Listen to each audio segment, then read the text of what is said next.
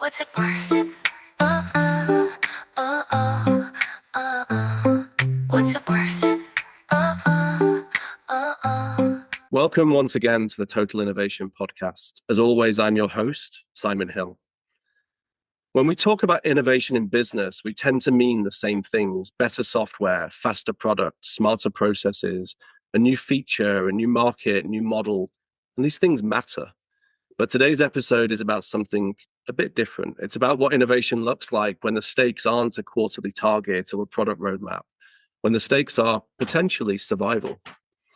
There's a scholar at MIT called Eric von Hippel, one of the world's leading thinkers on how innovation actually occurs, actually happens, whose life's work rests on exactly the idea I've just spoken about, that the best solutions to hard problems come from people living with those problems, not the experts flown in to fix them.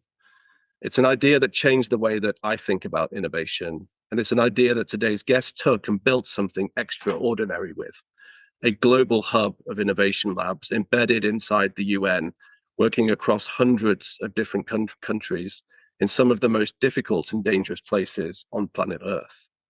It's also where we met, MIT, without being. She's one of the most remarkable people I've encountered in many years of thinking about how organizations create new value. Her work I should have known more about, but I didn't. And so in my time at MIT and my time around MIT, talking to and speaking with her has been eye-opening for me as well, across the various communities, the various complex thematics, and the various complex settings in which she has worked. She's been studied by Harvard Business School, written about in MIT Sloan Review, and is also the subject of an award-winning documentary, or at least the work that she did is, narrated by Daisy Ridley, that premiered at the Lincoln Center in New York and is available for everyone to see online. And now, alongside all of that busy repertoire, is also a teacher at Harvard Business School as well. And luckily, she's agreed to spend some time with us today. So for that, I'm very grateful. And welcome to the podcast, Gina Lucarelli. Gina, welcome. Thank you so much, Simon. What an introduction. It was awesome. Hopefully it was all accurate as well. I think it was. No, the only thing I'm teaching at Harvard, the Paulson School of Applied Sciences and Engineering and the Graduate School of Design. All right. Yeah. She's at Harvard. Let's go with that.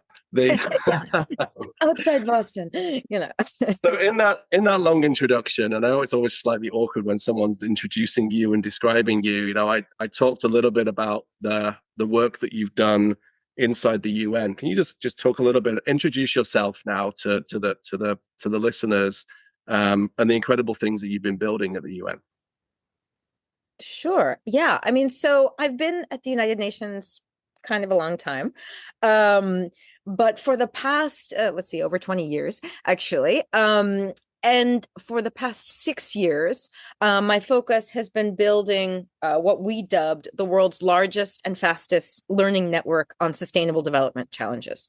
So basically, where it was, just to dial back a bit. So in 2015, the governments of the world, and I remember the Pope and Shakira and other dignitaries, came to New York City and promised to create a better world in very specific ways, to eliminate extreme poverty, to make sure that girls go to primary school at the same rate as boys, to preserve biodiversity, to end HIV/AIDS, and other diseases, et cetera. So they made these sort of target-based promises in 2015 called the Sustainable Development Goals. And the promise was to do this all by 2030. So clock's ticking. And the organization that I worked for, the United Nations Development Program, has about 20,000 employees, works in 30 odd countries, has about a $5 billion budget a year. And they started to kind of notice that, something, sort of like the Bob Dylan song, something's happening here and I can't really describe it kind of thing, Mr. Jones, that on the one hand, obviously, innovation was infiltrating the public sector space, right? And there were new methods and, design thinking and, back then it wasn't yet, generative AI, but big data and AI felt like, this is a hammer and it can hit some nail, but we don't know which one.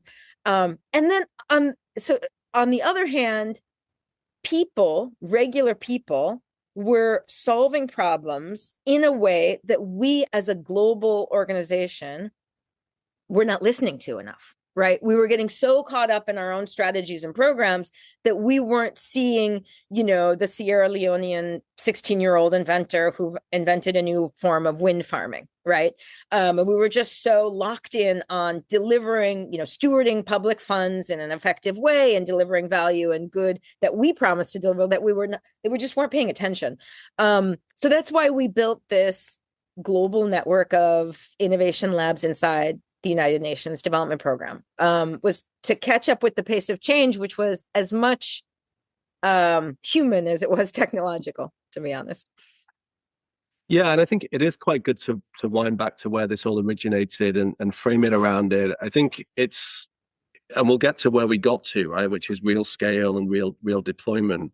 But also the ethos that sits behind this. And I mentioned Eric von Hippel in my introduction. Maybe, as we met in his lab, maybe you can just frame in your language some of the sort of the academic thinking, but also the really applied thinking that sits behind some of that design work that went into what was ultimately created. Yeah, I mean, so Eric is just a feat of nature, and he's extraordinary and brilliant, and has been for many, many years, and so inspiring. I think for us, what he did was his work kind of is devoted to this idea that it's not just experts in labs or in research and development teams inside businesses that innovate, right? It's everyday people, right? And that this is he did some early work. Kind of quantifying how much that happens in terms of, they looked, there are studies in the UK, in the US, in Russia, in China, in South Korea, among other countries. And they were trying to figure out what percentage of the population solve problems in a novel way, not for their job, and what they come up with might actually be useful for somebody else, right? So they started to look at this, and then they find a range of between 2 and, on the extreme side, 8% of the population are just kind of hacking their way through life, and this has happened. Eric von Hippel's thinking is this has happened all the time. Sam O'Neill, who invented the wetsuit, just wanted to surf more, and he had a friend in refrigeration, so he's like, well, why can't I just wear the thing? Candido Jacuzzi had a kid with arthritis, and instead of taking him to the hospital 3 times a week, it was like, wait, I'm an engineer, why don't I just build this thing at home? So there was this extraordinarily empowering idea that sometimes in the face of global problems it can feel daunting, like we can never make a dent. There are all these invisible innovators out there that we're just not even seeing. So in the early days, a colleague of mine, Giulio Quagiotto, did some work with others looking at farms in Indonesia, basically. And with satellite footage, they, irrigational flooding is a problem in Indonesia regularly. So with satellite footage, they started to look at okay, wait, who's actually doing better? Which farms are doing better? So they used the footage to zoom in and some ethnographic methods to find, farmers who were doing better than their peers under the same circumstances. And, they found this guy, Motseki Rafani, who basically was taking care of the environment of the black soldier fly, right? He really loved black soldier flies. The folklore goes he even looked like a black soldier fly, and he was just obsessed with these bugs, and he was just making sure that they were okay and they could recreate and they could have their homes and all this kind of stuff. And it turns out that the black soldier fly eats the irrigational waste in the canals and prevents flooding, right, of crops. So it's a bit of a crazy idea because if you put all the agricultural experts in a workshop and pump them with coffee for days, they would never, and it was how are we going to help the farms of Indonesia? They would never come up with give love to the black soldier fly, right? So this was kind of the origin story of this weird idea, which was, a miracle in its time, to actually in 90 labs that covered 115 countries around the world. Have at least, we had 3 people, but one person's full-time job, we called them the head of solutions mapping, was to learn from people what they were doing to make, to create livelihoods, to protect the environment, to advance all the kinds of things that, world leaders had been promising for years. So it's a real shift for us, because our usual way of working is seeing people as beneficiaries, right?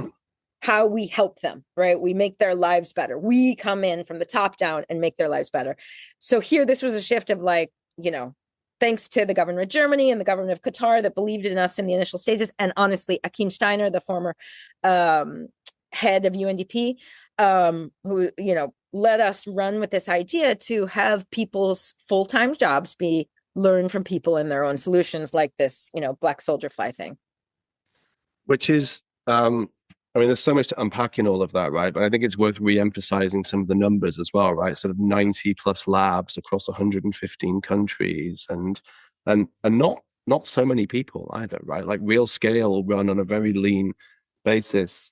It's more than anything, it feels like a movement that was created across all of it.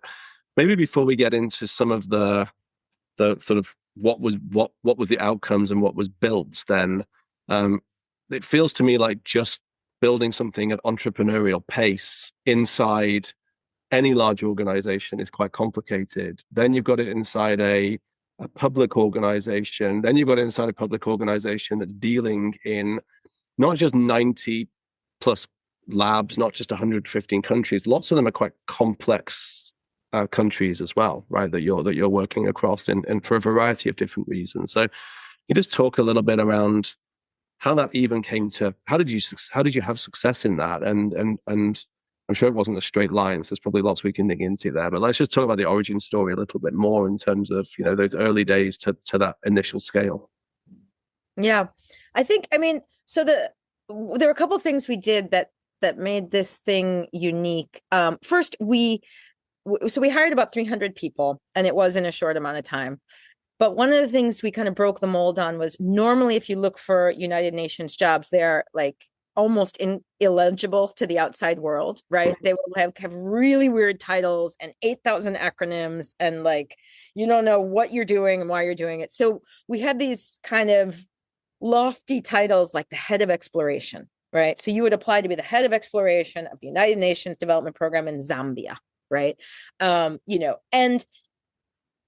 And that attracted a different kind of person, right? So basically, I think it was about 75% of the people we recruited were new to the UN, and about a third of them had been living or working abroad before they came back to their home country. So the head of exploration for the United Nations Development Program Zambia is from Zambia, is a Zambian citizen, right? So they might have been studying or working in China or the UK, and they came back, right? So it was this reverse brain drain, and that was a big deal.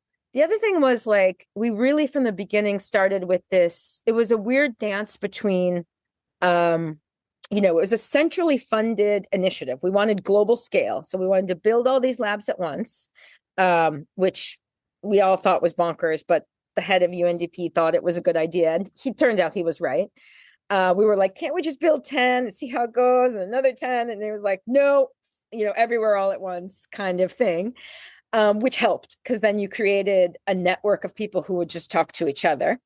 So for example, early in the boot camps, we were under enormous pressures to move like crazy fast and get this thing running and get in the media and be cited as a great thing. So we started these boot camps in Rwanda, and the very first one, we did our best to orient people and bring them on board and everything. But the team from Mexico, as they were leaving, they knew other cohorts were going to come in this same room the following weeks. So they left these messages on the wall, and they were like, listen, I'm a head of exploration in Mexico. Gina and her colleague Boss are really nice, but they've never done this job before. So if you want to talk to us, join this WhatsApp group. And so this knowledge exchange mechanism organically grew completely outside the organization's official communication channels, but we let it grow through these WhatsApp groups of the people in their different positions. So heads of exploration, heads of experimentation, and heads of solution mapping were the three roles. And they would just fire each other tips and questions all the time. So no matter how much we directed them to the official channels, they was always on WhatsApp. Later, fast forward, we ended up building, a bit of a data model on top of that. So, because it became where knowledge is. So we could see who's talking to who and figure out what they're talking about and, pick up on leads from there. But the third thing we did, I think, which was important, was there was very much, the UN Development Program is a very decentralized organization. It determines with national governments what it works on and how and when and where and all of those things. So this needed to be a very decentralized operation.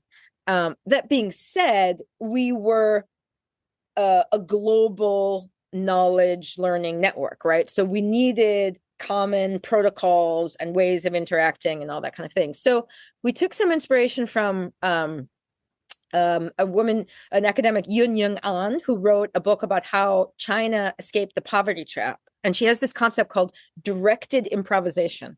And basically the idea is I'm really summarizing horribly inaccurately her book, but basically the central government of China told the subnational governments, just hit this target. How you hit it doesn't matter.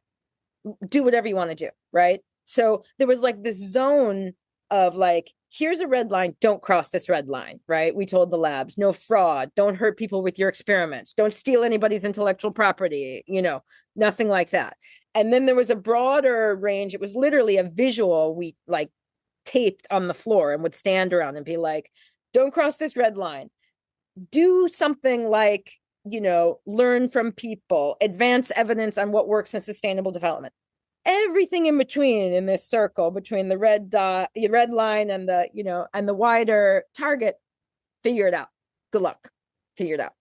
And then eventually we look back and wrote that up, what that figure it out looked like. Which is a very entrepreneurial way, but not necessarily how many would imagine it might have ordinarily played out, and in a kind of broader setting of where it was existing in. Can you make it a bit tangible for people? So at the scale we're talking about, and people will be familiar with the concepts of labs, and they'll obviously understand what 91 of those could be. But what was it really within this thing that finally found its shape? And then we'll get into a little bit more of not only what was it, but what was it capturing, and what was the knowledge network that was being developed as well. Right. I mean, so basically, okay, let's zoom in on, these are all global majority countries, quite a bit in Africa, some over 40 on the continent of Africa. So, okay, if you zoom into the team in Eswatini, right? Basically, we hired 3 people, the head of solutions mapping, who had a background in either sociology or ethnography or journalism, somebody who could follow the trail, somebody who could sense what's going on, what's emerging and what's disappearing. A little bit of an ethnographic background. So that's the head of solution mapping. Then we had the head of exploration, who would be kind of a data scientist or someone, product developer in that space. And then a head of experimentation, who could be a straight up scientist or a human-centered design expert, user-centered design, that kind of thing. Somebody who could take the intelligence from the ethnographic work and the exploratory signal sensing work and land it in experiments and tests that we could actually do with government and partners to see what works and what doesn't. So take the team in Eswatini. One of the things they did is so basically in Rwanda, plastic bags are banned. They have a plastic bag ban, and Eswatini wanted to say, can we do this? What would happen if we do this? But they didn't want to lock in on just banning plastic bags because they didn't know how it would affect their economy. So the Eswatini lab designed kind of an experimental space and a campaign with supermarkets where they could test out what this would look like, right? If they banned plastic bags. And what they did is over that time, they saw new economic opportunities, new jobs emerging for women who would, make canvas bags and sell them to the supermarkets. So basically, with that experiential evidence, right, then the Eswatini government did indeed ban plastic bags. So that's kind of how it worked in a million different ways and spaces, co-experimenting often with government, to we would set like a learning question, and we'd be like, what happens to the economy in Eswatini if we ban plastic bags, right? And then actually get the answer to that question, and then hope that the government would take up the evidence and build it out from there. What sort of, and thank you for that, I think it helps to bring it to life for people. What sort of scale of, I guess, need to solution or problem to solution areas were you guys able to gather then across the multiple years of that? What do you mean exactly? I guess how many sort of different needs or solutions have you been able to find, and at what level of verification and understanding, or maybe how do you assess impact is maybe the simpler way of asking that question. Yeah. So I mean, there's sort of two different frames. One is this innovation scouting or grassroots innovation mapping, right? Which is like this sensory network, like what are people actually doing to solve their problems? In that scale, we, in our database, but when you're building the plane and flying it and something like this, a central database doesn't always suit every need. So there was a lot of data that didn't get captured. But what we did get captured globally was 2,500 solutions. Sorry, 6,500 solutions. 6,500 solutions. And this is people just out there. So your solutions mapping people are just out in communities and mixing with people and just sort of really on the really grassroots level, sort of finding things, or how did it work? Well, we, again, they figured it out, but basically what we kind of orientated them on was a method inspired by Anil Gupta from the Honeybee Network. And he and Anamika Dey are really the inventors of grassroots innovation for sustainable development work. They've done enormous work in India and institutionalizing this. And basically what they do is they go on one of these innovation walks, Shodh Yatras, which is really random. It's like a random walk what they do is they go to the poorest part of the country, the hottest part of the country in the hottest time of the year. And then they just walk. And then you just kind of stick your nose in somebody's shed and say, what's that thing? What does that do? And you find out. So that's what we told the labs to do. Sometimes they would do different things and be more methodical about it, because it is the UN and they had to convince their manager that this was a good use of time. They weren't just allowed to like roam around the countryside, but sometimes they were able to do that. So, I'm thinking about Africa. So near Eswatini is another small country surrounded by South Africa, Lesotho. They went on one of these walks, and they were asking, people in the village, who's an inventor, who's got some ideas. And, people would be like, well, there's this crazy guy over there with his farm. I don't know what he's doing in that shed. So they go talk to this guy. Turns out they find somebody who basically invented a pesticide from the pulverized bodies of dead bugs. So it was a weird loop where the problem became the solution. So basically, when an elegant grasshopper, when you kill it, it emits a yellow pungent liquid, which smells really bad. And he stepped on it, serendipity, discovery, realized that like the little plot of land around that dead bug that he stepped on was less eaten than his other crops. So he started mixing it with water and pulverizing it and just using it as a pesticide because it was cheaper. So then the Accelerator lab in Lesotho came in and connected them with the National University of Lesotho, validated the repellent and morbidity claims, and kind of took it from there. So that's often how that would work. So 6,500 solutions like that of varying degrees of formality. That would be a really informal one. There'd be others that maybe someone has started a business around or something. That's what we ended up mapping. they also would do experiments which wouldn't necessarily be derived from the grassroots innovations that they mapped, right? They might just be like tests like the Eswatini plastic bag ban, right? Some hypothesis that you want to test, and you run an experiment under controlled conditions to figure out what would happen. Yeah.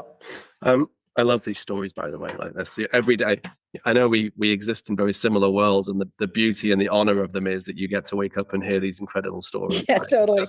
Totally random things from totally random people that have totally random outcomes, but they're just poetic and brilliant in equal measure. There's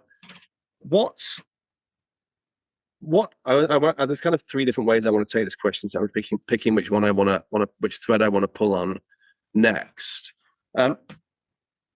What did you learn, right? So like we're 6 years, more years down the road of this now. What are your biggest learnings? And I'm astounded how much you went with, they figured it out and everything else. And I think it's brilliant. It's not a criticism. I think it's absolutely the way to go, without being overly prescriptive, because who the hell knows in so many different settings. But what are some of the biggest learnings, I guess, on the positive and the negative side that you can share from reflection? Well, I think we learned a lot about scaling and innovation diffusion. And I'm not an academic, so I don't know if like everybody already knows this, but we definitely learned it, and we definitely saw it again and again. So on the one hand, this was already taking the idea of innovation labs to scale because there were so many of them globally, right? On the other hand, our investors, as does happen, kept asking, they wanted that viral thing that would just run, from a small story to to national impact or international impact, or, something that looks like in the public sector, when we try and do good in the world, we're thinking about scaling the way it occurs in the private sector, which is for better or for worse. We basically are, right?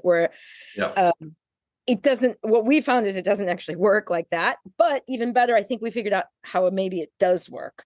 And so it's a lot more like it takes an ecosystem, for an innovation to scale. And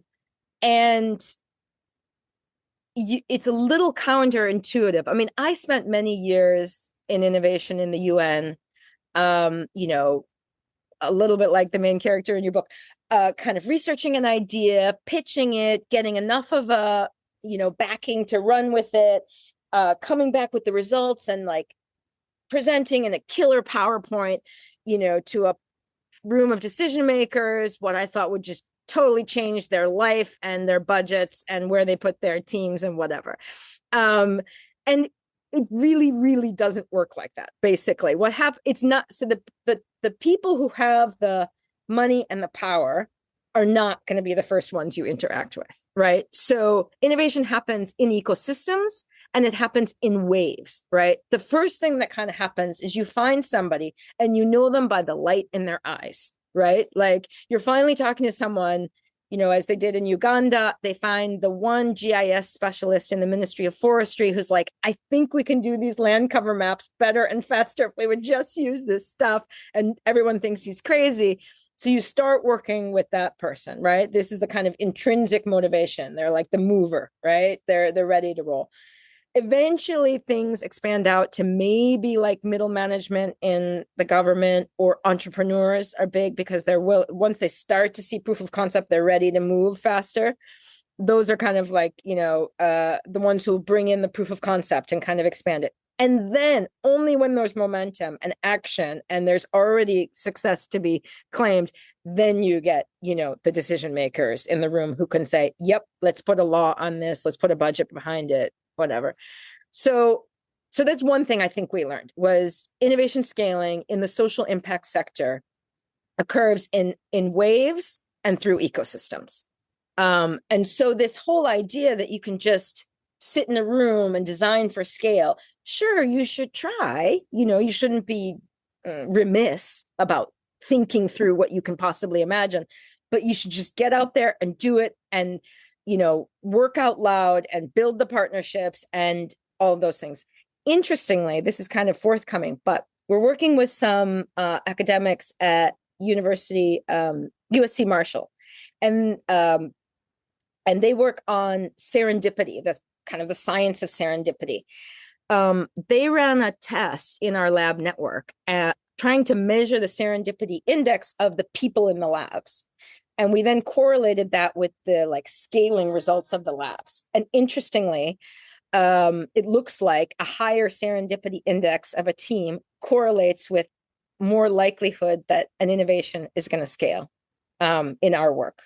So isn't that interesting? So the what looks like haphazard and kind of all over the shop and random, as the kids would say, is actually your scaling strategy, right? And it might actually be the one that, that makes something take off. When you talk about scaling, and we've spoken about the network and the virality as well, it is a very big challenge, regardless of sector, regardless of space, regardless of geography, for people. Did you manage to get not just scale within the context of a specific region, whatever that might be, that could be the local community or beyond, or the country, to actually cross-pollinate into other areas successfully? Yes, definitely. I mean, so I think we have the most data on how things scaled within country, right? So somewhere along the line, one of the labs started actually measuring what percentage of their experiments scale, and then we scaled that method to the whole global network. So we started to kind of, speaking of, what is value, we started to kind of define what scaling looks like within a country. And within that definition, we were good at selling ourselves. We got to a 68% scaling rate. And what we mean by that is 68% of experiments, were expanded geographically, or instigated new partnerships, or maybe the exact finding wasn't implemented, the evidence wasn't taken to scale, but the method was embedded in government or in UNDP as a way of working. So under those kinds of a definition of scale, 68% of our experiments scaled in country. Cross country, we were less methodical about documenting it, though there was, we've all been in networks, and we know the networks that are real and the ones that are just kind of curated by some, ambitious facilitator who's trying to, make connections. This was a real network for sure. We met every Tuesday, 7 a.m. New York time, because that was globally what worked the best, even though it's not perfect for anybody. Those WhatsApp groups were on fire. There were, hundreds of messages a day. I know for a fact that some work we did on positive deviance. Positive deviants are people who, under the same conditions as others, are doing better, right? So whether it's child nutrition, somehow they're living in the same poor community, but somehow the children of this family have better nutrition than others, you call them a positive deviant, right? And you look at that. So we did some work in Niger and Somalia on positive deviance, and that got picked up in India. So when Sweta Kuluri, the head of experimentation there, built a climate agricultural data platform, she didn't just include a bunch of problem data, what's wrong with the soil, what's wrong with humidity, what's wrong with this, what's wrong with that. She also included positive deviant practices that are working for farmers. So that kind of stuff, it traveled. It was more anecdotal, and we didn't necessarily have data on what traveled where and how much, but we knew it was happening. It was just it was at a scale that we didn't keep track of.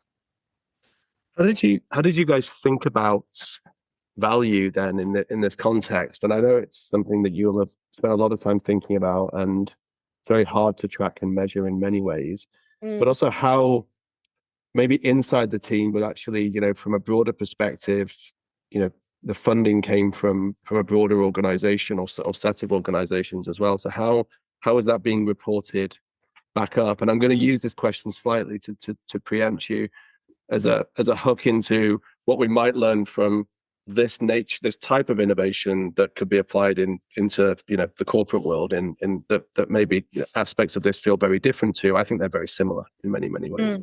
So. Yeah, I mean, just thinking about like I think, okay, we're dealing with a context where there's a commitment to sustainable development, but budgets are stagnating, and the context in which you make people less poor and protect the environment more is getting more and more complicated and complex.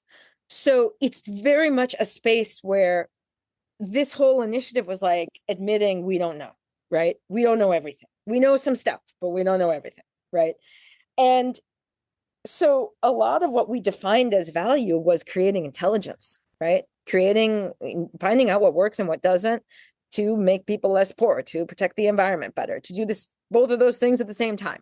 That was kind of what value was on the one hand. So this intelligence, right? Or learning, or, and then on the other hand, this like highly collaborative research and development that we did, not just as a global network, but also within each of the national ecosystems that the labs worked, just creating kind of trust and belief in new ways of working, seeing it firsthand, doing, not telling. That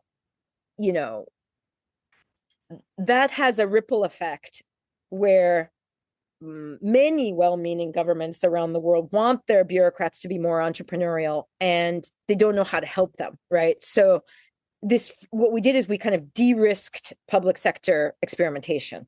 Right? We would come in and be like, we're the United Nations. Generally, you think of us as a legitimate actor. We're telling you, you got to experiment. We're telling you startups are people you should kind of think about working with, right? I always remember in the early days in Zimbabwe, the government was sort of like, wait, those people who hang out in the, internet cafes, aren't they just opposition parties? And we were like, well, they're businesses, and they might actually be advancing something that you want to do. And you should come up with a startup strategy, and you should think about working with them, right? Seeing them and working with them as allies. So, yeah. So I think intelligence and kind of trust in a new way of working are like in a context where, frankly, we don't actually know. Right? The best practices exist, but not on every problem. And the more that governments have to deal with complexity, longer droughts, more frequent floods. How do you deal with that? Of course, the AI economy and what that does to you, how you should use technology, but also respect human rights. They're just like lists and lists of questions that are unanswered and need R&D. Yeah, exactly. But I think also arguably that the best innovators for some of those are exactly in the context and the settings that you guys were operating within as well, right? Mm-hmm. Back to some of Eric's thinking, and back to other, just other general principles as well, is that, the abundance of some of the settings that we try and do innovation in makes it harder for that innovation to scale and be successful by its very context and very nature, and that perhaps some of the more challenging settings, I'm not suggesting every single one of these countries is, some backwater of nothingness, right? But different settings than perhaps others might have is a perfect setting for a lot of the innovation that we're talking about, which is why I'm interested in the scaling side of it as much as anything, because it's this holistic problem everywhere. I'm really brought into the value side of things, not because I think everything should be measured to within an inch of its life of value, nor that I think it can be, but because as we, whether this is directly related to this or not, the innovation teams have a very short lifespan inside corporates, right? And part of my underlying thesis as to why that is because we find it very hard to quantify the value of the things that we are doing.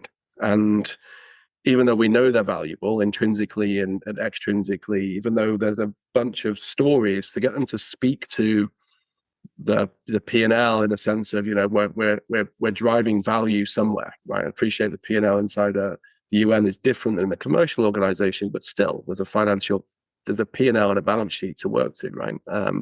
In every sense. And so this idea of how do you quantify and how do you get to really articulate the value of work that is inherently hard to quantify and measure, but if you can't do it, is really reaches an end, is, potentially, sadly, and it's public knowledge, right? But these labs are being now ended, right? They're closing down. And so what's your reflection on that before we get into it? Not necessarily on the closing down piece, but on maybe, the longevity of innovation teams, the longevity of innovation initiatives, and this real challenge of speaking a value-based language, right? Have you any? I'm not even sure what my question is here, but it's because it's so big and profound in many ways. But what is your observation and learning on it, and what can you talk about in terms of the context that your amazing project now finds itself in? Yeah, I mean, I definitely think that the concept of expected value is incredibly useful, and I really like in your book the way you're like talking about like, why do we not have real methods? We should be treated like a real team, these innovation teams, and I totally relate to that. I mean, I think what we tried to do with this network, and one could argue to what extent we succeeded or failed, was to prove to a large global organization that just like accounting and HR are considered investments that are public goods, right? Everybody needs those, right? Because we all need to hire and we all need to get paid and we need to manage our money, right? We tried to kind of prove to this big organization that you need innovation and research and development in the same way you need those. It's a public good, right? And so this wildly decentralized approach of it's insane to have $150 million investment over 6 years and say, we can't tell you what this thing is going to bring, right? To say, we don't even know what problems these labs are going to work on. That's all up to them, right? We don't even know what methods they're going to use. That's all up to them. What innovation there is? It tech? Is it grassroots innovation? Is it human-centered design? Is it foresight? Is it biomimicry? Is it whatever the long list is? No, whatever. It happens. So it was this kind of wild thing. And what ended up happening to an extent, but again, it's always challenging, was that the labs became a public good of the organization, which ended up driving corporate strategy, even though it was very bottom up and distributed and not top down. So 80% of the AI work came from the labs. 80% of the digital positioning work, 60% of the digital positioning work came from the labs. Even the organization was pushing on innovation portfolios. 80% of those, at least the labs could handle the ambiguity involved in a portfolio and translate that to professionals who'd been in the organization longer and are deeper in their domain areas. So we really tried to get forth this idea that this is a public good and you just got to invest in it, even though you don't know what's going to come from it. On the other hand, I think we toyed with the return on investment idea, and we, even internally within our own team, we had different thoughts on how much we should try and quantify that, right? And because these teams were designed, indeed, as labs are, as temporary teams meant to sort of model a certain kind of working and then, infect the rest of the organization with that, openness or excitement, or at least awareness of a different way of doing things, we felt like we shouldn't be really vocal about the return on investment of the labs, because what we were always trying to do was get somebody else to take credit for it, right? That was our big, let's just, if it works, just pretend this wasn't even our idea, so there was this schizophrenic relationship with return on investment. On the one hand, basically we had leadership who protected this idea, who created the space for it, who raised the capital for it. And under his leadership, it was okay, right? And it became this public good that, it brought in money, definitely. But we didn't focus on that because we always wanted to, give somebody else the credit for new business development. So it's a tricky kind of thing when you're operating ahead of demand and you're not yet offering something that people know they want to buy and spend money on. At least our approach was always, if it works, if the thing ahead of demand works, let somebody else take the credit for it and just quietly slink away and start work. Anyway, we're innovators. We don't care. We're bored of that anyway. Move on to the next one, right? It would totally worked for the whole personality. That was kind of how we approached that, for better or worse. Yeah, look, I think it was mostly for better, right? And maybe we can talk, I know we're running tight on time now, but about what next, right? Sort of from this perspective. And as I said up front, you're doing teaching now and pushing more on those side of things. So what do you see this as the foundation of going forward? Because I don't get the sense it's really the end, right? It's a part of a journey. And it's an incredibly successful one with an incredibly rich data set that's sitting behind it as well. Definitely. Yeah. So, I mean, one of the outlets is, again, an idea from Eric von Hippel and others, is to build an innovation commons, right? And that, and Eric's work kind of shows that actually open source can be profitable, right? And so putting stuff out there is a really good idea. So we've built this database, the SDG, the Sustainable Development Goal Innovation Commons. Sorry for the acronym. And it has 12,000 documents in it. And we've got a lot of interest from academic partners to mine that database, to supercharge it with AI, and to see, what all of these insights and raw reflections from around the world might be able to generate, in terms of an LLM.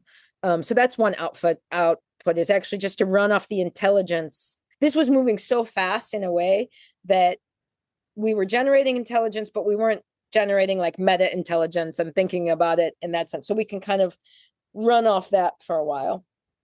And secondly, you alluded to it. This was a movement, and it, regardless of the institutional home, it remains a movement. And I say that in all sincerity. I know there are 300 people in 90 countries who I can contact right now and get an answer on something that I need, right? Whether it's I'm looking for a job, or whether it's, I'm trying to solve this problem, or whether I want to know if somebody else has ever tried this kind of innovation, that is alive and kicking for sure.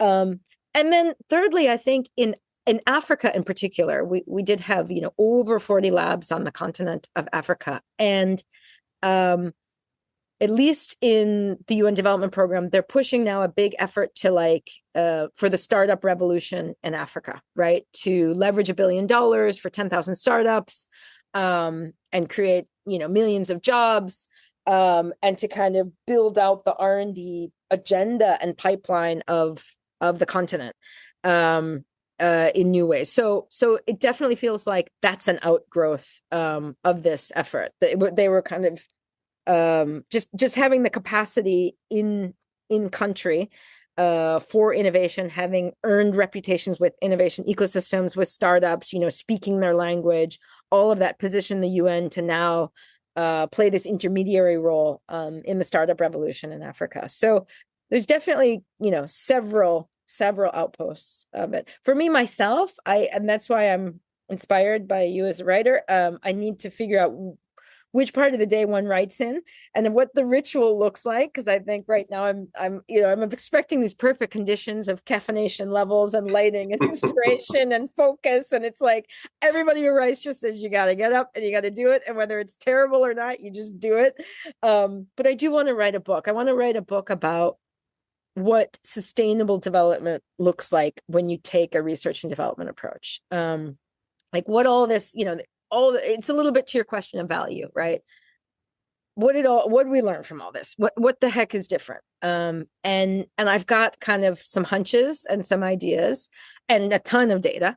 So even if we were to just look at, one of the things that was exciting about teaching at Harvard was I assigned the students to look at our database, and I was like, what do you think? And they're so smart, and they come back with this one student came back with just a fantastic frame for a research project to look at all of those 6,500 grassroots innovations and to kind of map the patterns in terms of the constraints they're overcoming, like intermittent electricity, abundance of waste, all of those kinds of constraints, and then the design features that actually come up, right? So like they're modular, they're lightweight, you can ship them, they work in tropical conditions, they're often communal and relationship and not individually owned. Like imagine how you could reinvent sustainable development from kind of like a policy-driven top-down effort to something where it really learns from how people are solving their own problems. So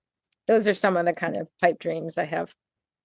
Yeah, and I think again, there's plenty you and I can and will keep pulling on those threads as well. My one piece of advice on the book, by the way, is maybe not at the start, but if you're struggling for a start, take yourself somewhere different than home and normal, right? Like so, for me, I did a lot of work on it, but I was able to have the space and the time on a family holiday. I wasn't there to do it. It's better if you tell your family you're there to go do something like that rather than just doing it. But for me, this sudden moment of clarity came whilst I was removed from the day to day, and then I just disappeared for hours and a day, unfortunately for the family, or maybe happily, and just did the work that needed to come out at that point in time. But I think that change of context is quite important, because otherwise the rest of the day just gets in the way. There's no other great lucidity or anything else. I mean, there's probably things you can take to help with that, but generally the get yourself out of your normal and get yourself into a different setting is